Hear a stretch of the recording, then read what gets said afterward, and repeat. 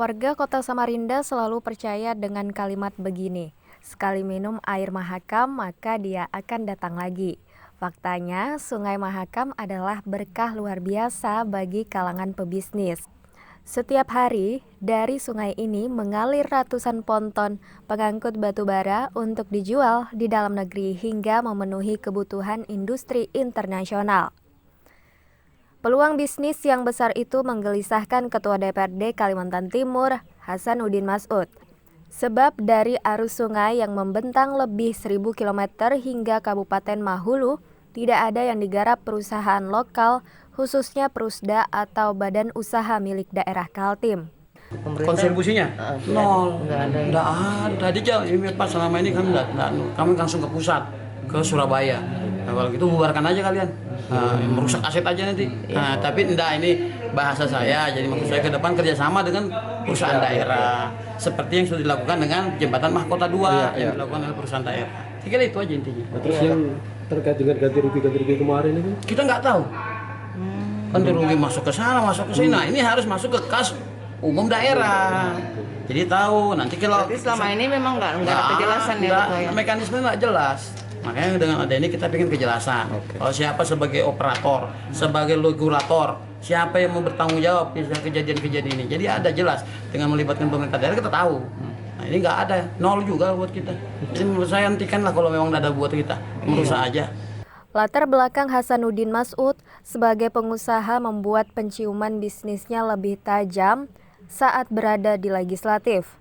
Dengan peran dan fungsinya sebagai pembuat aturan atau legislasi, dia melihat adanya ruang besar agar Prusda masuk menggarap Sungai Mahakam. PT Pelindo Marine Service, cucu daripada Pelindo, itu kan yang menangani semua pemanduan dan penundaan di jembatan. Semua jembatan nih, dari ujung ke sampai ke Malak sana, Ing Martadipura. Itu omsetnya kan cukup besar. Antara kira-kira ya, omset ya, antara 12 sampai 15 miliar per bulan. Nah, saya tanya, dari pendapatan Anda ini ada nggak buat PAD daerah? Kan Anda menggunakan aset daerah. Jembatan ini kan aset daerah, dibangun oleh daerah bukan oleh Pelindo. Kalau ada apa-apa dengan aset ini, kamu bisa dapat duit kan dari aset kami. Ada nggak kontribusi untuk pendapatan aset daerah? Nggak bisa jawab, ternyata memang tidak ada.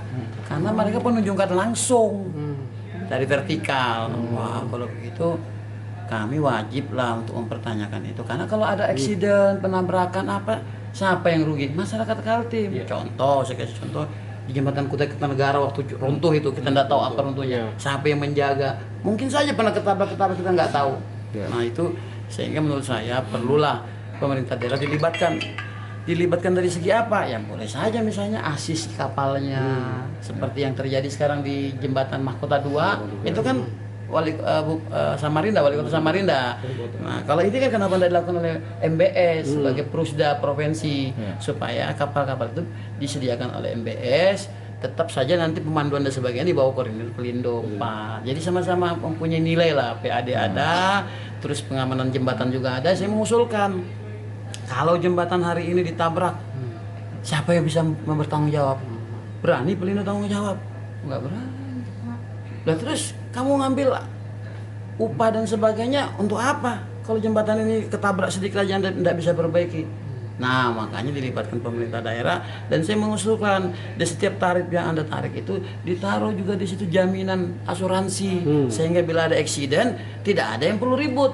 Sudah ada asuransi. Jangan juga pemilik kapal yang ditahan kasihan sampai berbulan-bulan tidak bisa cari uang gara-gara itu ada eksidennya karena kalian juga sudah bayar, kami juga tidak tahu. Nah, buat asuransi karena nilainya kan tidak besar. Itu jadi diskusi buat mereka.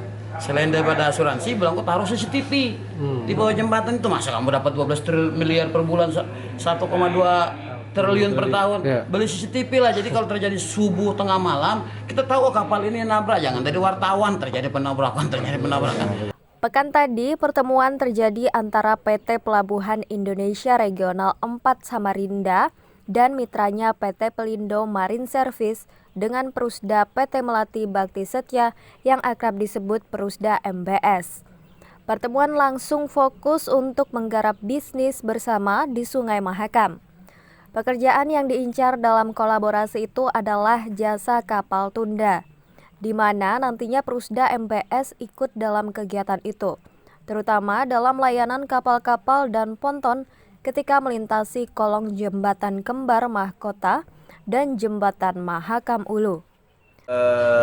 Kita mengundang MBS ya, mengundang juga PT Pelindo, GM Pelindo Samarinda. Kita juga mengundang Pelindo Marine Service yang kantornya ada di Surabaya. Jadi mereka hadir semua terkait Komisi 2 mendorong kerjasama Perusda untuk mengambil alih ya, harus bekerja sama dengan Pelindo terkait pengelolaan air alur sungai Mahakam ya, di beberapa jembatan yang memang itu menjadi aset Pemprov. Ini salah satunya adalah misalnya tunda ya, pandu tunda. Kalau pandunya kan itu orangnya, tapi tundanya kan kapal untuk melewati jembatan-jembatan aset di Kalimantan Timur ya. Di beberapa daerah kan sudah diambil alih langsung sama daerahnya ya, bekerja sama dengan Perusda Kota Kabupaten dengan Pelindo. Hari ini Pemprov harus mengambil peran juga bahwa Perusdanya harus bekerja sama dengan Pelindo untuk di dua jembatan utamanya, jembatan apa ini? Jembatan Kembar sama Mahulu. Nah, itu kan punya Pemprov. Ya tentu Pelindo harus hadir, MBS harus hadir di sana, Perusda. Difasilitasi oleh Ketua Komisi 2 DPRD Kaltim Nidya Listiono. Pertemuan itu berjalan dinamis. Gayung bersambut, PT Pelindo Regional 4 Samarinda langsung menyambut baik gagasan tersebut dan setuju mengikatnya menjadi sebuah kolaborasi bisnis. Di mana bumi bijak di situ terang ini junjung, itulah juga menjadi moto PT Pelabuhan Indonesia. Nah, kita berharap nanti ini esensi kolaborasi antara kita dengan Perusda itu akan terjalin dengan baik. Kenapa? Karena kami akan memanfaatkan juga momentum Perusda ini sendiri untuk berbenah, untuk mendapatkan sebagai kontributor yang terbaik juga. Dan PT Pelabuhan Indonesia juga akan memberikan bagian daripada proses bisnisnya juga untuk diberikan kepada perusahaan daerah, dan banyak potensi yang akan kita garap ke depan untuk bisa menjadi satu nilai tambah bagi seluruh pihak gitu. Termasuk nanti bagaimana tata kelola, termasuk bagaimana nanti penerapan tarif yang nantinya akan berimpact kepada return invest terhadap aset-aset yang ada di daerah. Ini langkah pertama.